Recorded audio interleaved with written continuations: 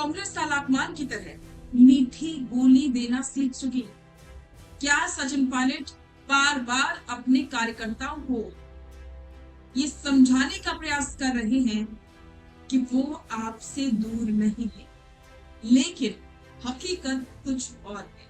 क्या सचिन पायलट अपने कार्यकर्ताओं से कुछ छिपा नहीं? क्या सच में सचिन पायलट अब अगला विधानसभा चुनाव नहीं लड़ेंगे? क्या सचिन पायलट अब केंद्र की राजनीति की तरफ रुख करेंगे? नमस्कार, स्वागत है आप सभी का द फैक्ट इंडिया पर और मैं हूं आपके साथ पूजा जादव।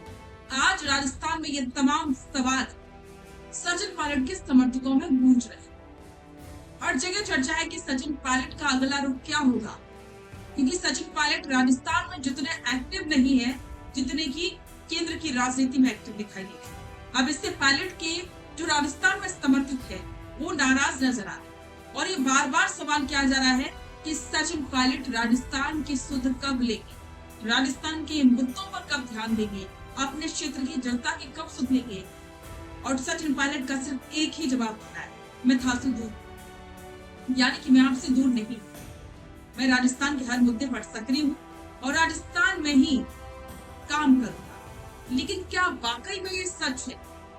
क्या सच में सचिन पायलट की बात में कोई दम है, या फिर कार्यकर्ताओं को जो डर है कि कहीं सचिन पायलट अब केंद्र की राजनीति में ही ना सक्रिय हो जाए, राजस्थान की राजनीति को छोड़कर। और जो कांग्रेस के कार्यकर्ता जो कि सचिन पायलट का समर्थन करते हैं, उन्हें मुख्यमंत्री के रूप में देखना चाहते हैं और वो बहुत लंबे समय से इंतजार कर रहे हैं, उनका इंतजार लगातार बढ़ता ही जाए।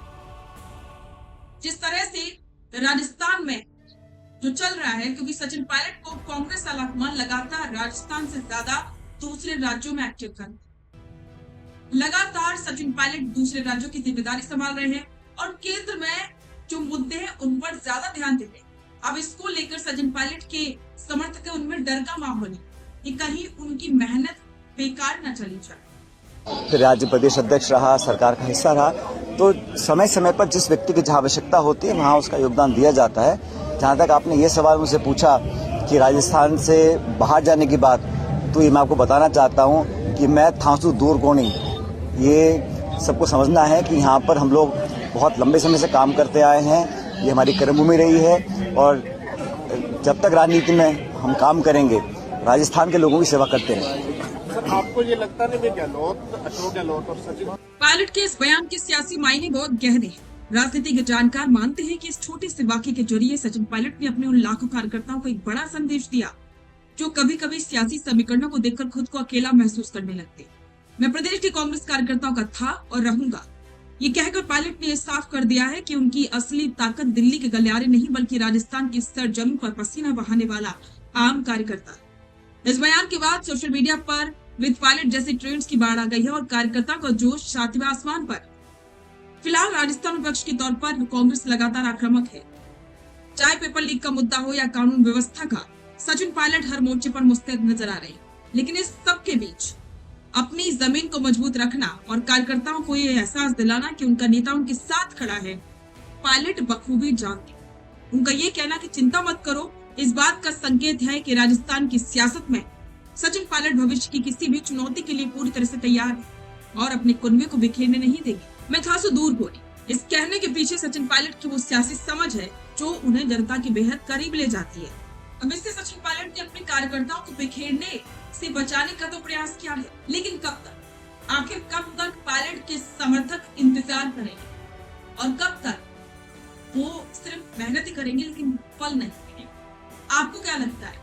क्या सच में सचिन पायलट अपने कार्यकर्ताओं को धोखा दे रहे हैं? कमेंट बॉक्स में अपने विचार जरूर साझा करें और बने रहें द फैक्ट इंडिया के साथ। बिजनेस अच्छा हो सकता है, लेकिन अगर नाम नहीं दिखा तो पहचान कैसे बनेगी? अब टेंशन छोड़िए, द फैक्ट इंडिया आपके बिजनेस को देगा वो पहचान जो पूरे राजस्थान में हर किसी तक पहुंचे। न्यूज चैनल पर विज्ञापन, पॉडकास्ट और प्रमोशन के जरिए आप सीधे 5 लाख सब्सक्राइबर और 10 करोड़ से ज्यादा व्यूज तक अपनी पहुंच बना सकते हैं। तो देर किस बात की, आज ही द फैक्ट इंडिया से जुड़िए और अपने बिजनेस को बनाइए हर घर का नाम।